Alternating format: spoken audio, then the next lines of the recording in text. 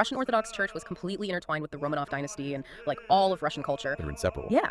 To build Lenin's new world, they couldn't just tweak the economy. They had to rip out the cultural and spiritual bedrock of the entire civilization. Which explains the sheer scale and the brutality of the initial assault from 1917 into the 1920s. I mean, Lenin essentially declared total war on the church. And the internal records of the Cheka, the early Soviet secret police, they detail a campaign designed not just to eliminate political opponents, but to literally desecrate the sacred. Yeah, the specific details in these historical records are just staggering. They really are. It wasn't just arrests. By the end of this initial wave, 28 bishops, 1,200 priests, and over 20,000 parishioners were killed.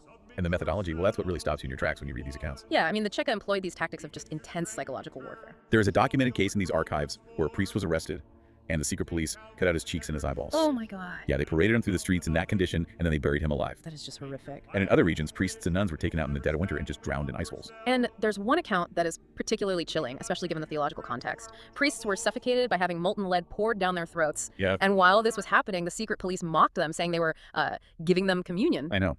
That horrific detail perfectly illustrates the underlying mechanism of Lenin's militant atheism, though. How so? Well, they were theatrically destroying the sacred to send a definitive message to the peasant class. They wanted to prove that the old god was dead, and the state was the only absolute power left. Okay.